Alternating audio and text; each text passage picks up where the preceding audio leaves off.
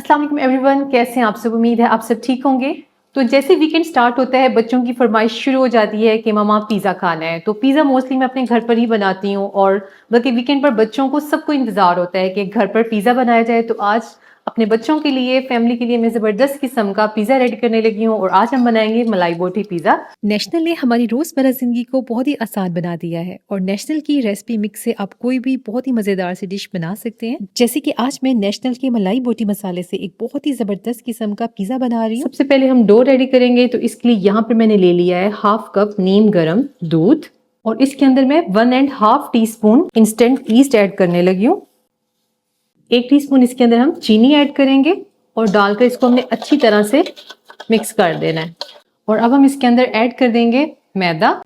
2 cup इसके अंदर हम मैदा ऐड करेंगे और वेट में अगर इसको आप मेजर करें तो ये 250 ग्राम बनता है। एक इसके अंदर हम रूम टेम्परेचर एग ऐड कर देंगे। 1 टीस्पून नमक ऐड करेंगे। 2 टेबलस्पून इसके अंदर हम कुकिंग ऑयल ऐड कर देंगे और इस सभी को हमने अच्छी तरह से मिक्स कर लेना है और इसकी हमने एक सॉफ्ट सी डो रेडी कर लेनी है।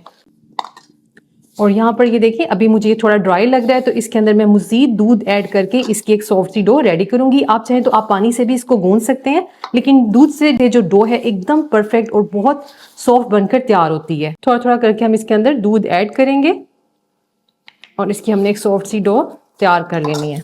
इस डो को हमने अच्छी तरह से मसल कर गूंद लेना है। ताकि यहाँ पर हमने डो अच्छे से गूंद ली है और अब हमने इसको एक बाउल में शिफ्ट कर देना है और इसके ऊपर हमने 1 टीस्पून कुकिंग ऑयल लगाकर इसको अच्छे से ब्रश कर लेना है, ताकि ऊपर से जो इसकी स्किन है वो ड्राई ना हो और साइड्स पर अच्छी तरह से लगा देंगे ताकि ये साइड से चिपके नहीं।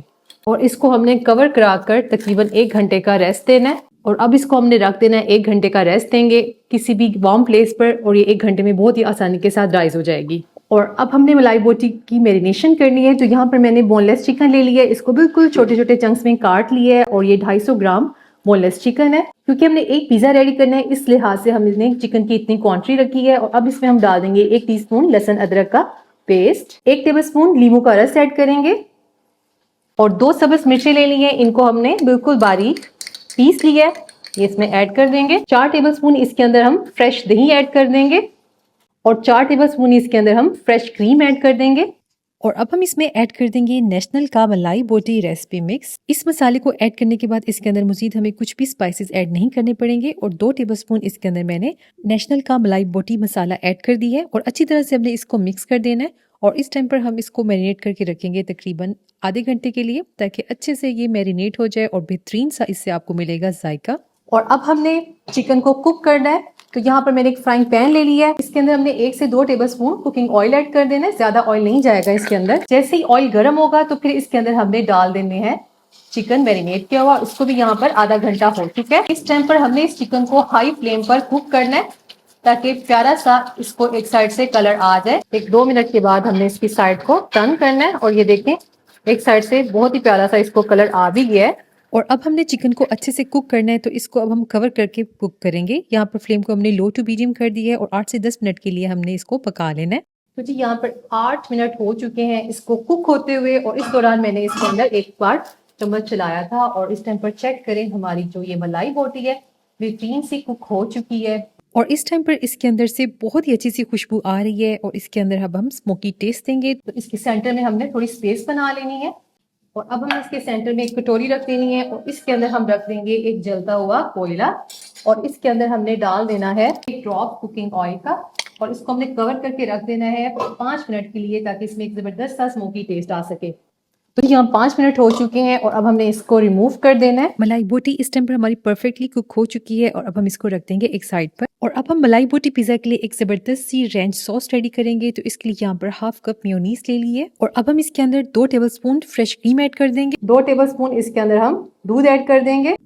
1/4 टीस्पून इसके अंदर हम नमक ऐड कर देंगे। 1/4 टीस्पून हम इसमें डाल देंगे काली मिर्च का पाउडर। 1/4 टीस्पून इसके अंदर हम गार्लिक पाउडर ऐड कर देंगे। 1/4 टीस्पून इसके अंदर हम अनियन पाउडर डाल देंगे और इसके अंदर हमने पार्सले ऐड कर देना है। आपके पास पार्सले ना हो तो आप फ्रेश धनिया भी बिल्कुल बारीक चॉप करके इसके अंदर डाल सकते हैं और इनको डालकर अच्छी तरह से मिक्स कर देना है। और ये देखिए हमारी बहुत ही मजेदार सी बेहतरीन सी रेंच सॉस बनकर तैयार है। इसकी आप थिकनेस अपने हिसाब से कम या ज्यादा कर सकते हैं। तो इसके लिए आप इसके अंदर मजीद थोड़ा सा पानी या दूध ऐड कर दीजिएगा।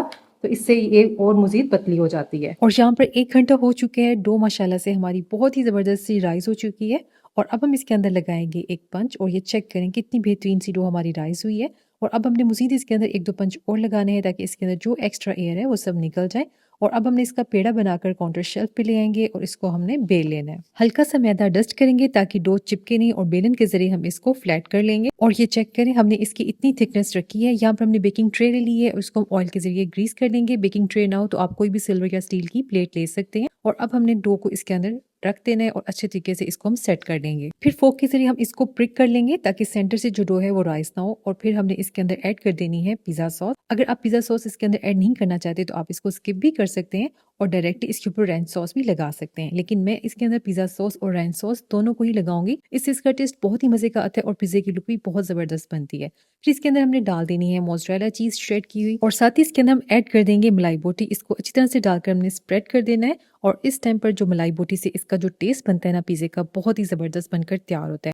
और फिर हमने इसके अंदर डाल देनी है चेडर चीज़ और अच्छे से इसको भी हम स्प्रिंकल कर देंगे। और साथ ही इसके अंदर हम कुछ वेजिटेबल्स ऐड करेंगे। तो यहाँ पर मैंने शिमला मिर्चें ले ली हैं जिनको बारीक काट लिया है। थोड़े से इसके अंदर हमने अनियंस ऐड कर देने हैं। थोड़ी सी मेरे पास यहाँ पर बेल पेपर्स हैं, इनको हम इसके अंदर ऐड कर देंगे। और अब हम इसमें ब्लैक ऑलिव्स ऐड कर देंगे। साथ ही इसके अंदर हम थोड़ी सी ओरिगेनो स्प्रिंकल कर देंगे। साथ में रेड चिली फ्लेक्स ऐड कर देंगे, इससे लुक बहुत ही प्यारी आती है।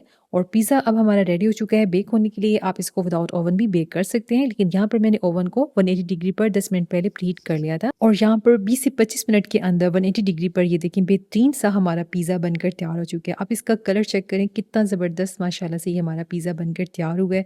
इसकी एकदम परफेक्ट लुक आई है और बहुत ही ज़बरदस्त डो बनकर तैयार हुई है। तो ये देखें जी बेहतरीन सा हमारा ज़बरदस्त सा पिज़्ज़ा बनकर तैयार है और ये बहुत टेस्टी बना है। और अब हम इसकी कटिंग करेंगे और आप पिज़्ज़े की लुक चेक करें कितना खूबसूरत ये पिज़्ज़ा बनकर तैयार हुआ है। और अगर आप इसको एक बार ट्राई करेंगे तो आपको ये रेसिपी बहुत ज़्यादा पसंद आने वाली है। तो पिज़्ज़े की हमने कटिंग कर ली है और अब हम इसके ऊपर लगा देंगे रैंच सॉस। इसको अच्छे से हमने इस तरीके से शेप दे देनी है, स्प्रेड कर देंगे जैसा आप बाज़ार में लेकर खाते हैं सेम वैसी इसकी लुक आएगी और टेस्ट में ये एकदम कमाल का बनता है। और अब मैं आपको इसको तोड़कर और टेस्ट करके बताती हूँ कि ये कितना मज़े का हमारा पिज़्ज़ा बनकर तैयार है। बहुत ही ज़बरदस्त क्रीमी चीज़ सा ये पिज़्ज़ा बना है। सिर्फ एक ही रेसिपी मिक्स से इसका रंग, खुशबू और जायका बहुत ही ज़बरदस्त बन गया है। तो आप इस रेसिपी को ट्राई करिएगा और मुझे अपना फीडबैक ज़रूर दीजिएगा। और इंशाल्लाह फिर मिलते हैं नए वीडियो में नए रेसिपी के साथ। अपना बहुत सारा ख्याल रखिएगा, दुआ में याद रखिएगा। अल्लाह हाफ़िज़।